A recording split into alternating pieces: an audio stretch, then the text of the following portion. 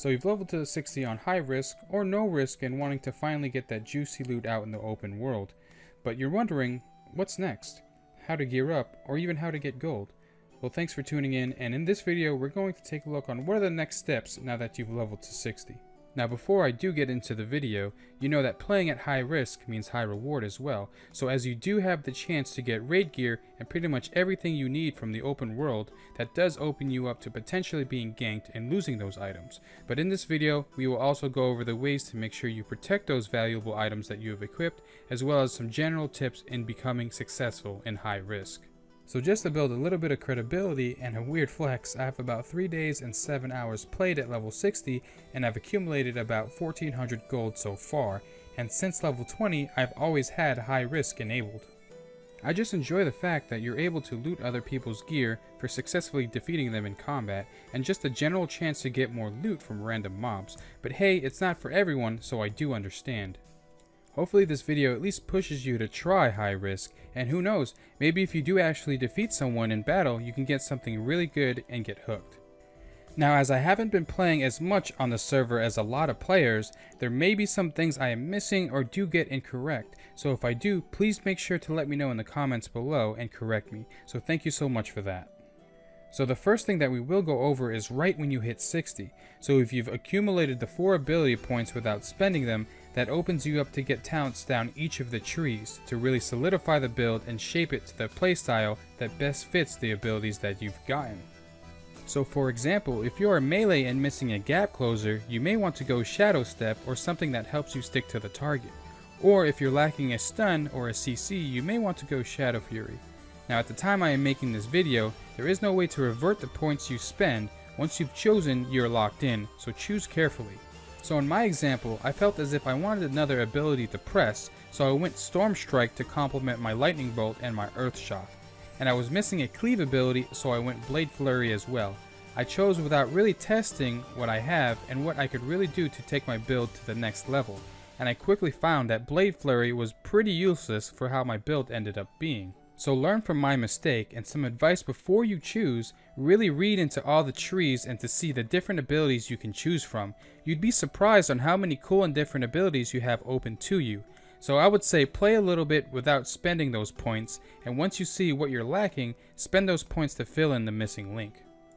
Next we will talk about the different things you can do now that you're 60. So you're still going to be able to do the quests and dailies from the contract boards, which you should have seen by now.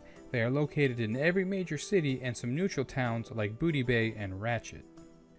So if you wanted, once you hit 60 and you know you got a good build going and you're comfortable with world PvPing already, you can just go out and farm elites, normals to hopefully get those good epic drops. Or if you're not ready yet, you can do battlegrounds, which you can use your honor to not only purchase armor, but other cool things as well. You can run dungeons, but honestly from my opinion, if you don't have a guild where people are always willing to run things or a set pre-made group, finding a queue pot for dungeons can take a while, and I personally ran like 3 dungeons so far as my time as a level 60. Raids work the same as well. Unless you know people running it or make one yourself, it will be hard to get in just starting off.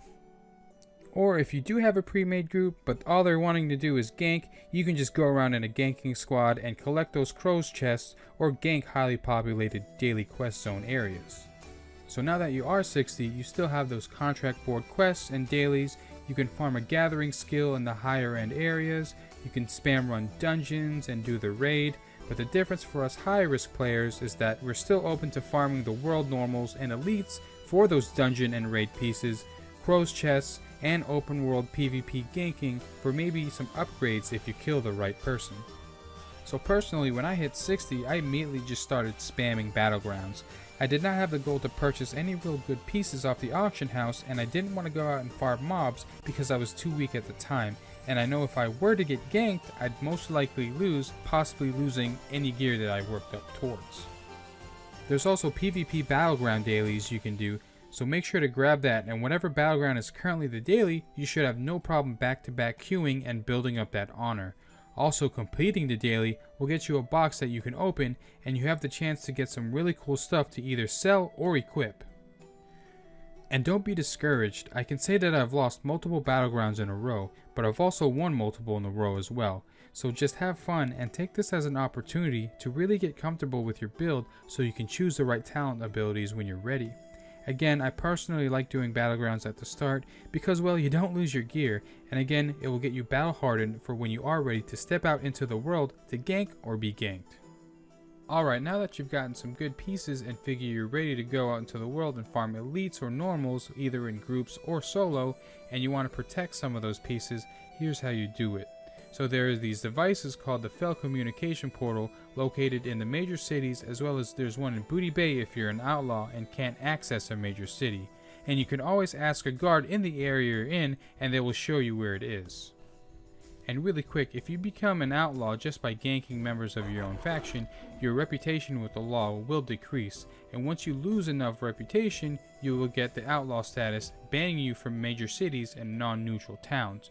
So make sure that if you do have the outlaw status, don't accidentally take a flight path to the faction areas or the guards will attack you on sight. But as I was saying, once you get to the Fel Communication device, you will see that all slots of your gear will appear on the page. However, you will only be able to insure 3 pieces. So in my case, I of course want my weapon insured as well as my 2 other best pieces. So what it means when you protect these items or insure them is that even if you die and that specific piece would have been lost, you would actually lose the gold instead of the item.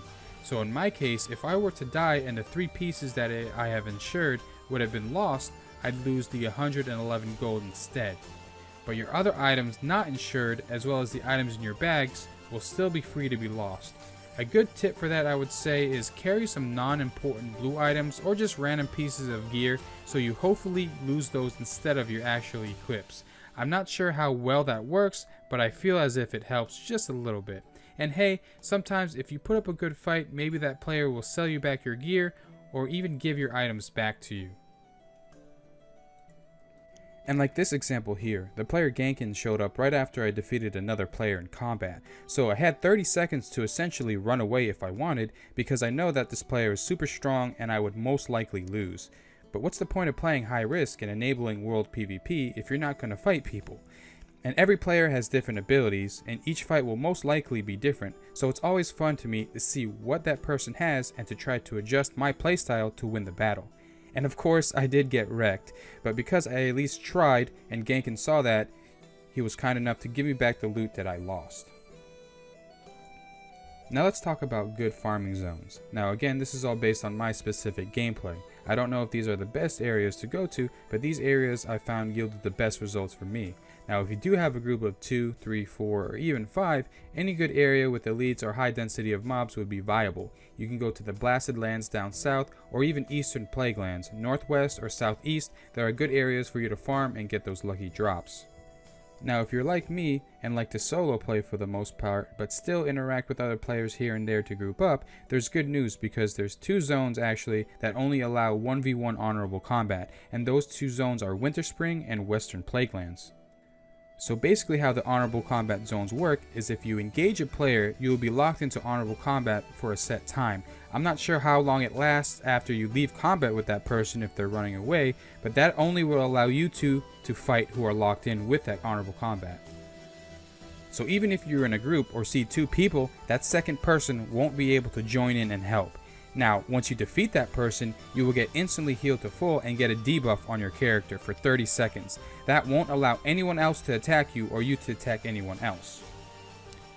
So you can either prepare for the next fight or loot and scoot, but you only have those 30 seconds, so use it wisely. Now when you defeat someone or get defeated, you won't be able to attack that person again for a certain amount of time. I'm not sure what that timer is, but it basically stops from you frequently camping a person or you getting camped by another. Now the best results that I've gotten in Winter Spring is to the south. There are Ice Golem elites and elite Dragonkins that you can farm, and in the Western Plague Lands to the north in Hearthglen, there are a ton of elites to farm as well, and a lot of rare spawns in Hearthglen. So those are the areas that have resulted the best for me. If you know any other good areas, please let us know in the comments below. Making gold is honestly really easy because you are pretty much able to sell anything on you, but to help, I would also level a profession and a gathering skill. I've had so much success with alchemy and herbing, whether I'm selling potions or just the materials. So if you are just out in the world farming for elites, normal mobs, and getting the rares or epics, each of those items will have a chance to have a random enchant. Now each random enchant has its own specific price. Now some of those may be worth some money, some may just not be worth at all. So I would go ahead and research to see if that specific random enchant is worth any money before you do put it on the auction house.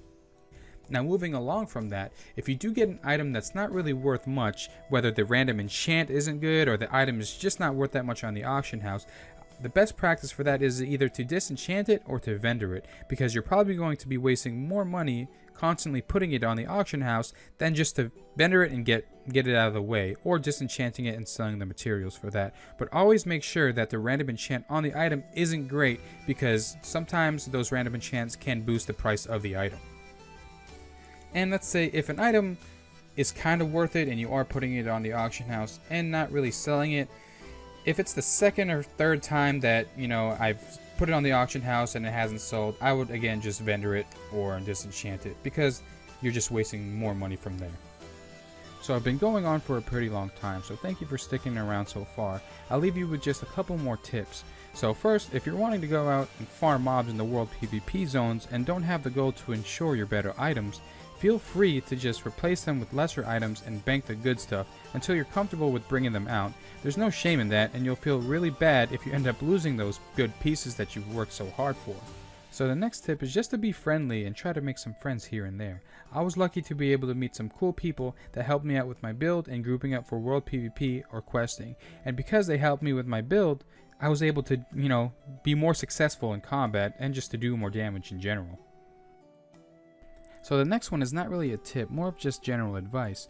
Just to stay positive and don't be salty. If you know you're putting yourself in a high-risk situation, don't get mad for getting ganked or losing. Use that as an experience to learn to get better for the next fight.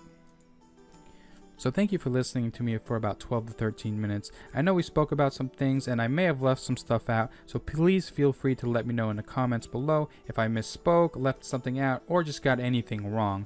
So I always love hearing feedback from y'all. I think feedback is never negative unless you're just being a tool and being mean. But I always like to see y'all engage with me or other players, so please do so. And if you see me in the game, please feel free to say hi and ask anything. So thank you so much for tuning in, and happy hunting. I will see everyone in the next video.